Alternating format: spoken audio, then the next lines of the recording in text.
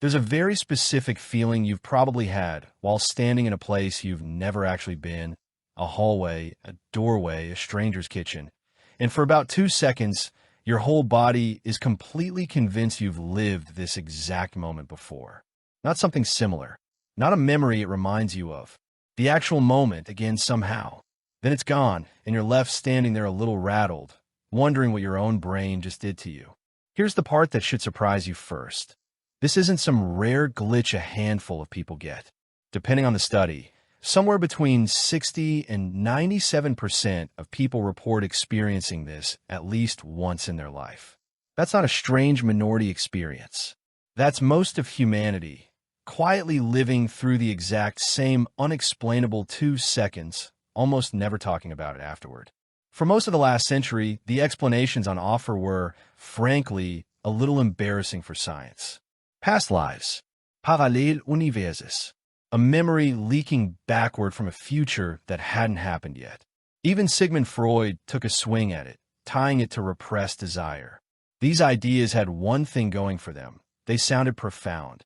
What they didn't have was any way to actually test them, which in science is usually the polite way of saying, we don't know. So what changed?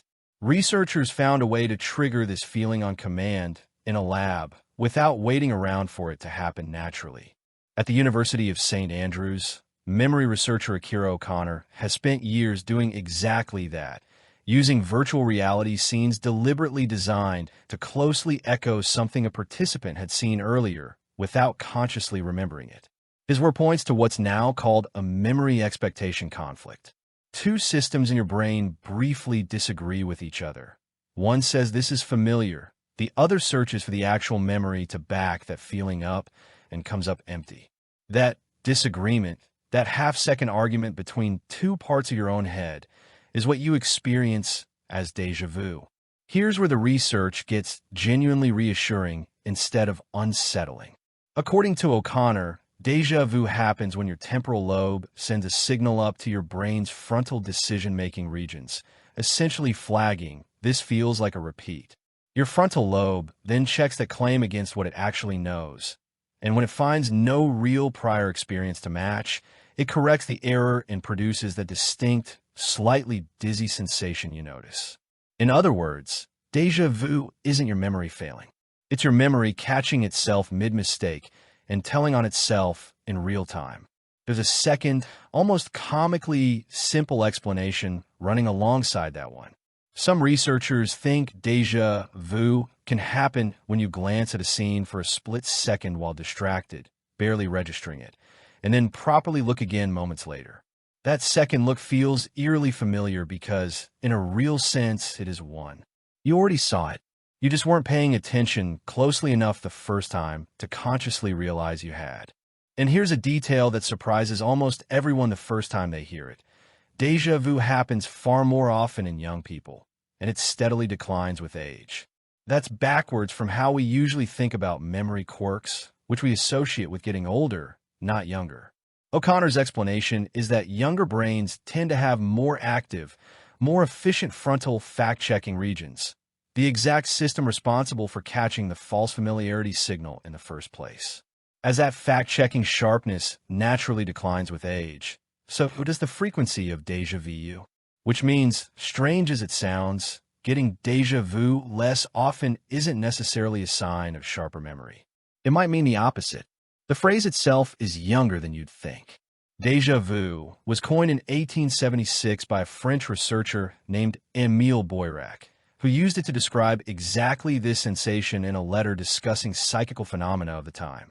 For decades afterward, it stayed mostly in the territory of philosophy and early psychical research. Interesting to write about, impossible to actually study, because nobody could make it happen on command in front of a scientist.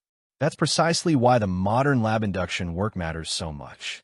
It took the phenomenon out of anecdote and into something you can trigger, measure, and repeat. Now here's where it gets genuinely bizarre, because déjà vu has an evil twin. It's called Jamais vu, literally never seen, and it's the exact opposite experience. Instead of a new place feeling impossibly familiar, something completely familiar suddenly feels foreign, wrong, unreal. Researchers, including O'Connor again alongside Chris Milan, actually won an IG Nobel Prize for triggering this experimentally. Using a task almost too simple to believe, they had people write a single common word, over and over by hand. Around 30 repetitions in, roughly 70% of participants reported the word stopped looking like a real word at all. It became a shape, a stranger, something your brain suddenly refused to recognize, even though you'd known it your entire life. Neuroscientists have also managed to trigger déjà vu directly by electrically stimulating a small structure deep in the temporal lobe called the entorhinal cortex, essentially the gateway between what your senses take in and how your memory stores it. Stimulate that gateway slightly wrong, and the brain reliably produces the sensation on the spot. There's even a documented medical case of a healthy man who began experiencing intense, repeated déjà vu within 24 hours of starting a medication that increased dopamine activity in that same region. A strange reminder that this deeply personal, almost mystical feeling experience ultimately comes down to specific chemistry in a specific fold of tissue doing something measurable. Researchers have also found a genuinely odd pattern in who gets déjà vu more often. People who travel more and people who report richer dream recall tend to experience it more frequently. Fatigue and stress show up as triggers too. Nobody has a fully settled explanation yet, but the leading guess is exposure.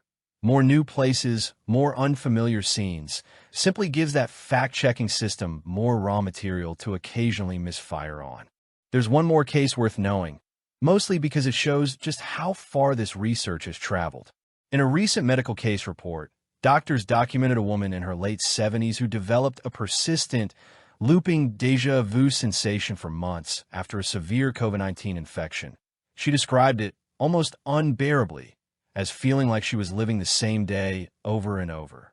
Brain imaging showed signal changes in the same temporal lobe structures we've been talking about this whole video. It's a rare, extreme outlier, not something to worry about from an ordinary 2-second flash of déjà vu, but it's a striking reminder that the same brain circuitry producing a brief, harmless, almost interesting sensation in most of us can, in rare disrupted cases, get stuck running on a loop. There is one detail worth genuinely knowing, not to worry you, but because it's the actual line between completely normal and worth mentioning to a doctor. For the overwhelming majority of people, déjà vu comes bundled with something researchers call insight. You feel the false familiarity, and some part of you simultaneously knows, with total confidence, that it can't be real. That knowing is the healthy part.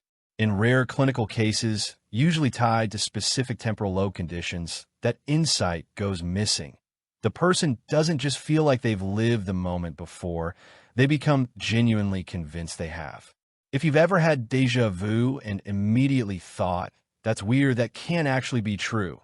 That thought right there is your fact-checking system working exactly as intended. So the next time it happens to you, and if you're on the younger side of this video's audience, it probably will happen again, likely somewhere completely unremarkable. You'll actually know what's going on underneath it. Not a past life, not a crack in reality, just two ancient, well-meaning parts of your own brain briefly disagreeing with each other, and one of them caring enough to double-check its work. We like to treat déjà vu as evidence that something is wrong, a glitch, a crack, a sign your mind can't be trusted. The truth is almost the exact opposite. It's the sound of your memory checking its own homework, catching the mistake, and telling you about it half a second after the fact. Proof that the system built to keep your sense of reality straight is doing exactly the job it was built to do.